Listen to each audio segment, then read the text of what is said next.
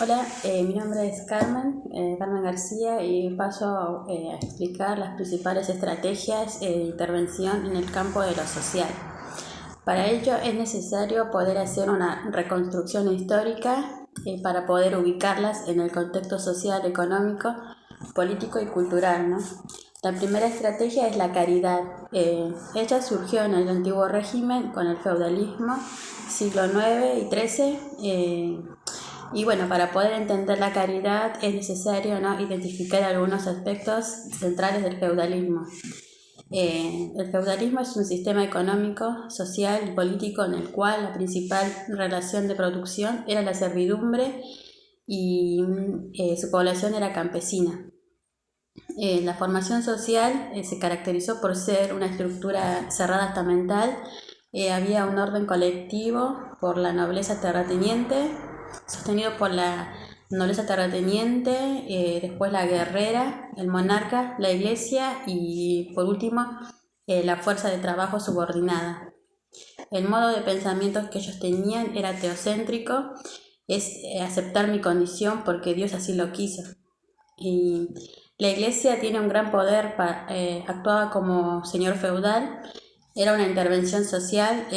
Todos los integrantes de distintos estamentos tenían que aportar con un diezmo para poder sostener a la iglesia y a la vez ellos poder sustentar a los sujetos sin familia. Podemos decir entonces que la forma de su característica de esta intervención social es la caridad y su herramienta será la limosna. La familia se constituía como objeto y sujeto de gobierno. Los miembros eran sujetos al jefe de familia, quien respondía social y políticamente por ellos, y a la vez esos señores feudales eran sujetos del rey. Si el rey los requería para ir a alguna guerra, tenían que estar ellos con su ejército o por algún otro motivo que el rey los solicitaba. Los que no se podían integrar a esta estructura, los llamados sujetos sin familia, se constituían un problema para el orden público y eran considerados anormales dentro del sistema. Y es la caridad que interviene en estos sujetos, y la iglesia planteaba que todos somos pecadores y a través de la limosna es que uno obtenía su salvación redimiendo sus pecados. Y hay dos modalidades para asistirlos. La primera es la práctica, que se inscribe en la economía de la salvación. La segunda se funda una clasificación de las formas de pobreza. La limosna es el mantenimiento del orden social y no permite que se cuestione. En la caridad cristiana se valora la pobreza elegida subordinada a lo espiritual. Pero la condición social del pobre genera desde sentimientos vinculados a la lástima como al desprecio y al rechazo. El cristianismo supera la ambivalencia, haciendo que el pobre se constituya en el medio para que el rico ejerza los valores propios de la caridad y de este modo salvarse redimiendo sus pecados. La limosna adquiere un valor de intercambio que permite eliminar el pecado. El rico obtiene su salvación y permite al pobre salvarse aceptando su condición. Todo esto colabora, ¿no?, en el mantenimiento del orden social vigente. Se reconoce la pobreza, se justifica y naturaliza su existencia. La segunda estrategia de intervención es la filantropía, que surgió en el marco del Estado liberal capitalista a finales del siglo XVIII por los llamados reformadores sociales. La filantropía designa el amor a los hombres, toma como principio la moral laica de origen radical.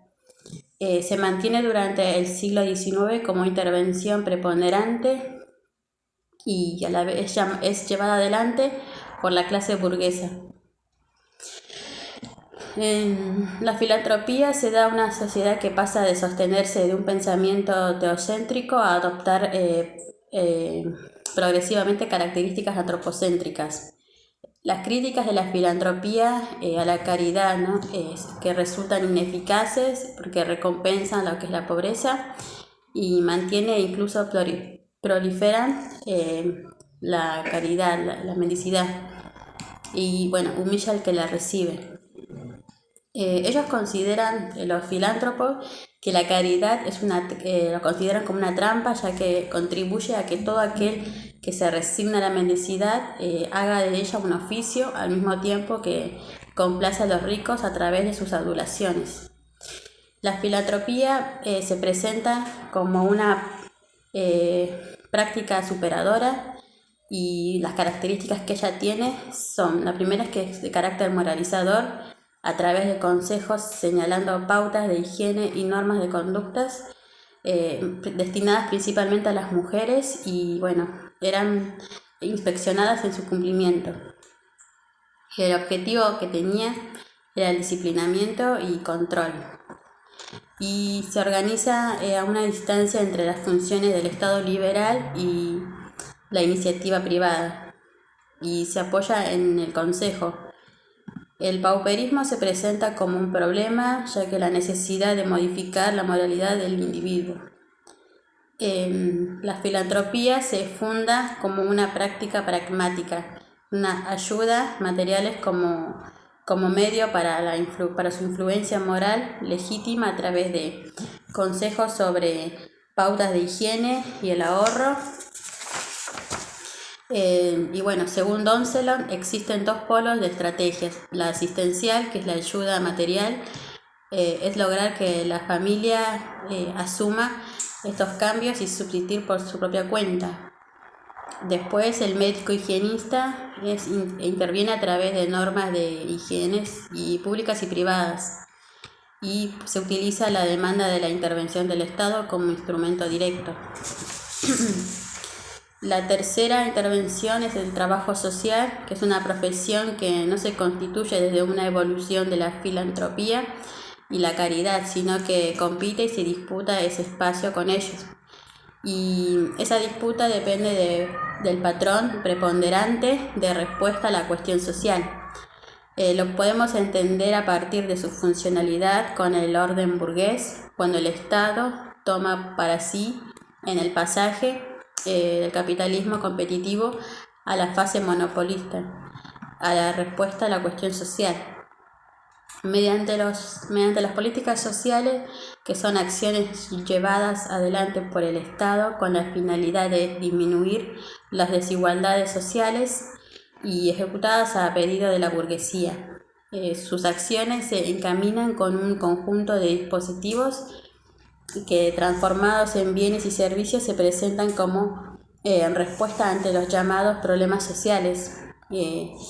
Persiste una forma de organización de la política social en tres modalidades de intervención y que conviven de manera simultánea. La primera es la seguridad social, que se construye desde el principio de la universalidad, partiendo del reconocimiento de derechos ciudadanos sin ningún tipo de restricción para su acceso, lo que es la educación pública y la salud.